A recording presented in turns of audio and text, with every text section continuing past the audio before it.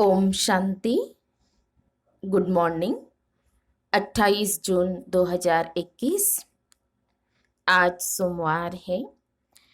आज की मुरली में प्यारे बाबा ने हम बच्चों से कहा है कि बच्चे, तुम आत्मा समझ कर के आत्मा से बात करो तो तुम्हारे अंदर खुशबू आएंगी। कौन सी खुशबू आएंगी? गुणों की खुशबू आएंगी। तुम सच्चे सच्चे फूल, सच्चे सच्चे परवाने बनो तो उनकी निशानी क्या होंगी? जो सच्चे सच्चे फूल है, परवाने हैं, तो सच्चे फूल क्या करेंगे? औरों को भी खुशबूदार बनाएंगे, आप समान बनाएंगे, श्रीमत पर चलेंगे। और जो सच्चे परवाने हैं वो क्षमा पर फिदा होंगे, बलिहार जाएंगे। तो ये प्यारे बाबा ने निशानी बताई है। अभी हम विस्तार से सुनते हैं प्यारे बाबा के मधुर महावाक्य, ईश्वरीय महावाक्य, अर्थात प्यारे बाबा की मीठी मुरली। आज बाबा कहते हैं, मीठे बच्चे, अपने को आत्मा समझ आत्मा से बात करो तो फूल में खुशबू आती जाएंगी, देह अभिमान की बदबू निकल जाएगी। बाबा ने कहा, मीठे बच्चे, अपने को आत्मा समझ आत्मा से बात करो तो फूल में खुशबू आती जाएंगी, देह अभिमान की बदबू निकल जाएगी। आज की मुरली में प्रश्न है, अपनी खुशबू चारों ओर फैलाने वाले सच्चे फूल व परवाने कौन है? अपनी खुशबू चारों ओर फैलाने वाले सच्चे फूल व परवाने कौन है? उत्तर है, बाबा ने कहा कि सच्चे फूल वह जो अनेकों को आप समान खुशबूदार फूल बनाए, श्रीमत पर चल, क्षमा पर जल मरने वाले, अर्थात पूरा पूरा बलिहार जाने वाले, जीते जी मरने वाले सच्चे परवानों की व ऐसे फूलों की खुशबू स्वतः ही चारों ओर फैलती है। मुरली में गीत बजा है, महफिल में जल उठी क्षमा, परवाने के लिए प्रीत बनी है दुनिया में मर जाने के लिए। ओम शांति। जैसे परवानों ने गीत सुना, परवाने कहो व फूल कहो, बात एक ही है। बच्चे समझते हम सचमुच परवाने बने हैं या सिर्फ फेरी पहनकर चले जाते हैं, क्षमा को भूल जाते हैं। हर एक को अपनी दिल से पूछना है कि हम कहाँ तक फूल बने हैं और ज्ञान की खुशबू फैलाते हैं। अपने जैसा फूल किसको बनाया है, यह तो बच्चे जानते हैं। ज्ञान का सागर बाप है, उनकी कितनी खुशबू है। जो अच्छे फूल व परवाने, उनकी जरूर अच्छी खुशबू आएंगी। वह सदैव खुश रहेंगे, औरों को भी आप समान फूल व परवाने बनाएंगे। फूल नहीं तो कली बनाएंगे। पूरे परवाने वह है जो जीते जी मरते हैं, बलि चढ़ते हैं अथवा ईश्वरीय औलाद बनते हैं। कोई साहूकार किसी गरीब के बच्चे को गोद में लेते हैं तो बच्चों को उस साहूकार की गोद में आने से फिर वही माँ बाप याद आते रहते हैं और गरीब की याद भूल जाएंगे। जानते हैं कि हमारे माँ बाप गरीब हैं, परंतु याद साहूकार माँ बाप को करेंगे जिससे धन मिलता है। साधु सन्यासी आदि है, वह साधना करते हैं मुक्ति धाम में जाए, सब मुक्ति के लिए ही पुरुषार्थ करते हैं, परंतु मुक्ति का अर्थ नहीं समझते।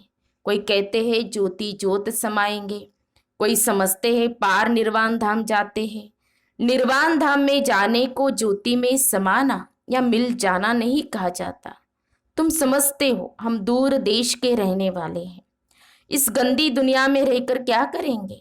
बच्चों को समझाया है, जब कोई से मिलो तो यह समझाना पड़े कि यह बना बनाया ड्रामा है।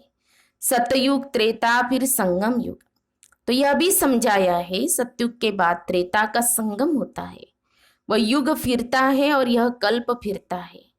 बाप युगे युगे नहीं आते हैं जैसे मनुष्य समझते हैं। बाप कहते हैं जब सब तमो प्रधान बन जाते हैं, कलयुग का अंत होता है, उस कल्प के संगम पर आता हो। युग पूरा होता है तो कलाएं कम होती है। यह तो जब पूरा ग्रहण लग जाता है तब मैं आता हूँ। मैं युगे युगे नहीं आता हूँ। यह बाप बैठ परवानों को समझाते हैं। परवानों में भी नंबरवार है। कोई तो चल मरते हैं, कोई फेरी पहनकर चले जाते हैं। श्रीमत पर तुम ही चल सकते हो। अगर कहा भी श्रीमत पर न चले तो माया पिछाड़ती रहेंगी। श्रीमत का बहुत गायन है। श्रीमत भगवत गीता कहा जाता है। शास्त्र तो बाद में बैठ जिन्होंने बनाए तो उस समय बुद्धि रजो होने कारण समझा कि कृष्ण द्वापर में आया। मैं आता ही तब हूँ जब आदि सनातन देवी देवता धर्म प्राय लोप हो जाता है।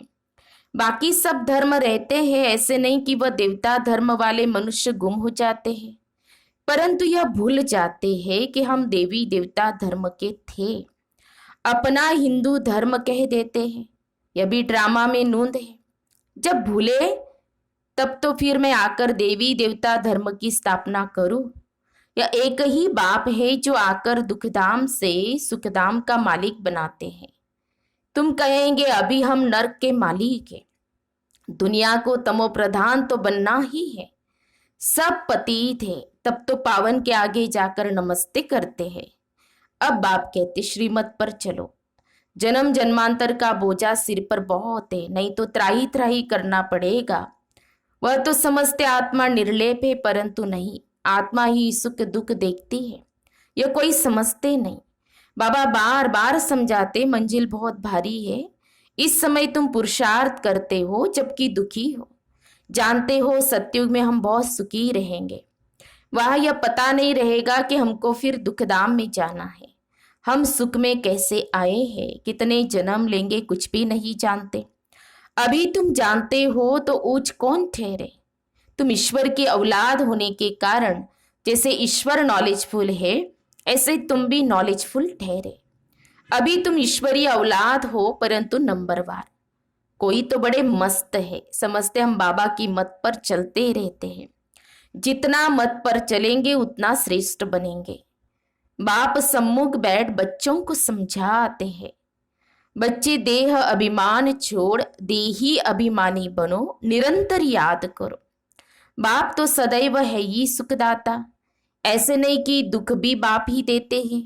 बाप कभी बच्चों को दुख नहीं देंगे। बच्चे अपनी उल्टी चलन से दुख पाते हैं। बाप दुख नहीं दे सकते। कहते हैं हे भगवान बच्चा दो तो कुल वृद्धि को पाएगा। बच्चे को बहुत प्यार करते हैं, बाकी दुख अपने कर्मों का ही पाते हैं। अब बाप तुम बच्चों को बहुत सुखी बनाते हैं। कहते हैं श्रीमत पर चलो। आसुरी मत पर चलने से तुम दुख पाते हो। बच्चे बाप अथवा टीचर अथवा बड़ों की आज्ञा न मानने से दुखी होते हैं। दुखदाई खुद बनते हैं, माया के बन पड़ते हैं। ईश्वर की मत अपनी ही तुमको मिलती है। ईश्वरीय मत की रिजल्ट 21 जन्म चलती है, फिर आधा कल्प माया की मत पर चलते हैं। ईश्वर एक ही बार आकर मत देते हैं। माया तो आधा कल्प से मत देती ही रहती है। बाप एक ही बार मत देते हैं। माया की मत पर चलते 100% दुर्भाग्यशाली बन पड़ते हैं। तो जो अच्छे अच्छे फूल है वह उसी खुशी में सदैव मस्त रहेंगे। बाबा कहते नंबरवार तो है ना। परवाह नहीं कोई तो बाप के बन श्रीमत पर चल पड़ते। जैसे कल की मुरली में प्यारे बाबा ने कहा ना, तो एक तो रिस्पेक्ट देंगे, रिगार्ड देंगे, वो दिल से देंगे, और दूसरा माना देना ही पड़ता है। दो प्रकार के। तो बाबा ने कल की मुरली में जो कहा ना कि संगम युग में नंबर 1 पूज्य बनने की जो अलौकिक विधि है वो प्यारे बाबा ने जो बताई, तो नंबर 1 पूज्य आत्माएं जो है तो उनकी निशानी बाबा ने जो बताई कि उनको सभी दिल से रिगार्ड देंगे। ऐसे देना पड़ता है, इस हिसाब से नहीं देंगे। तो आज भी प्यारे बाबा ने जो बताया कि सभी नंबरवार है। परवाने कोई तो बाप के बन श्रीमत पर चल पड़ते। गरीब ही अपना पोता में लिखते हैं। साहूकारों को डर लगता है कि यहाँ हमारे पैसे ले न लेवे। साहूकारों के लिए बड़ा मुश्किल है। बाप कहते मैं गरीब निवाज हूँ। दान भी हमेशा गरीबों को ही दिया जाता है। सुदामा की बात है ना, चावल चपटी ले उनको महल दे दिए। तुम हो गरीब, समझो कोई के पास 25-50 रुपए है, उनमें से 20-25 पैसे देता है। समझो कोई के पास 25-50 रुपए है, उनमें से 20-25 पैसे देता है। साहूकार 50,000 दे तो भी इक्वल हो जाता है। 25 में से 25-50 रुपए, उनमें से 20-25 पैसे देता है और साहूकार 50,000 दे तो भी इक्वल हो जाता है। इसीलिए गरीब निवाज नाम गाया हुआ है। साहूकार लोग भी कहते हमको फुर्सत नहीं मिलती क्योंकि पूरा निश्चय नहीं है। तुम हो गरीब, गरीबों को धन मिलने से खुशी होती है। बाबा ने समझाया है, यहाँ के गरीब वहाँ साहूकार बन जाते हैं और यहाँ के साहूकार वहाँ गरीब बन जाते हैं। कई कहते हम यज्ञ का ख्याल रखें व कुटुंब का ख्याल रखें। बाबा कहते तुम अपने कुटुंब की बहुत अच्छी संभाल करो। अच्छा है जो तुम इस समय गरीब हो। साहूकार होते तो बाप से पूरा वर्षा ले नहीं सकते। तो सन्यासी ऐसे नहीं कहेंगे, वह तो पैसे लेकर अपनी जागीर बनाते हैं। शिव बाबा थोड़ी बनाएंगे। ये मकान आदि सब तुम बच्चों ने अपने लिए बनाए हैं। ये किसकी जागीर नहीं है, हाँ, किसी की प्रॉपर्टी नहीं है। ये तो सब बाबा का है, हम सब निमित्त हैं। ये तो टेम्पररी है क्योंकि अंत समय बच्चों को यहाँ आकर रहना है। बाबा की महावाक्य है। मधुबन में आज जितने भी बने हुए हैं तो बाबा ने कहा है कि बच्चे यहाँ रहेंगे, हमारा यादगार भी यहाँ है। तो पिछाड़ी में यहाँ आकर विश्राम लेंगे, बाप के पास भागेंगे। कौन भागेंगे? वह जो योग युक्त होंगे, उन्हों को मदद भी मिलेंगी। बाप की बहुत मदद मिलती है। हमने प्रैक्टिकल में अनुभव किया ना अभी इस कोरोना काल में। बाबा की जो बच्चे जिनका पावरफुल कनेक्शन बाबा के साथ रहा तो बाबा ने उनको कितनी मदद की, उनको छत्र छाया में रखा बाबा ने। तो तुमको यह बैठ विनाश देखना है। जैसे शुरू में बाबा ने तुम बच्चों को बहलाया है, फिर पिछाड़ी में बहलाने शुरू करेंगे, बहुत प्यार करेंगे। जैसे वैकुंठ में बैठे हैं, बहुत नजदीक होते जाएंगे। यह तो समझते हैं कि हम यात्रा पर है, थोड़े समय के बाद विनाश होगा, तुम बहुत खुश हो जाएंगे। बस हम जाकर प्रिंस बनेंगे। किस्म किस्म के फूल है। हर एक बच्चे को समझना चाहिए मैं कितनी ज्ञान की खुशबू दे रहा हूँ, किसको ज्ञान और योग की शिक्षा देता हूँ। जो करते हैं वह अंदर प्रफुल्लित रहते हैं। बाबा जान जाते हैं कि यह किस अवस्था में रहते हैं। इनकी अवस्था कहाँ तक गैलप करेंगी। गैलप उनकी करेंगी जो परवाना बन चुका होगा। बाप समझाते हैं माया के तूफान तो बहुत आएंगे, उनसे अपने को बचाना है। अभी यह राजयोग परम पिता परमात्मा आकर सिखलाते हैं। परमात्मा आकर आत्माओं को समझाते हैं। आत्मा को ज्ञान है। मैं आत्मा अपने इस ब्रदर आत्मा को समझाती हूँ। जैसे परमात्मा बाप हम आत्मा बच्चों को समझाते हैं, हम भी आत्मा है। बाबा हमको सिखलाते हैं, हम फिर इन आत्माओं को समझाता हूँ। परंतु यह आत्मापन का निश्चय न होने से अपने को मनुष्य समझ मनुष्य को ही समझाते हैं। मैं परम आत्मा, तुम आत्माओं से बात करता हो, तुम आत्मा को सुनाते हो। ऐसे तुम देही अभिमानी होकर किसको सुनाएंगे तो वह तीर झट लगेगा। अगर खुद ही देही अभिमानी नहीं रह सकते तो धारणा करा नहीं सकते। यह बड़ी ऊंची मंजिल है। बुद्धि में यह रहना चाहिए कि हम इन ऑर्गन से सुनते हैं। बाप कहते हैं हम आत्माओं अर्थात बच्चों से बात करते हैं। बाबा का फरमान है अशरीरी बनो, दे अभिमान छोड़ो, मेरे को याद करो। यह बुद्धि में आना चाहिए। हम आत्मा से बात करता हूँ, शरीर से नहीं। बल फीमेल है, उनकी भी आत्मा से बात करते हैं।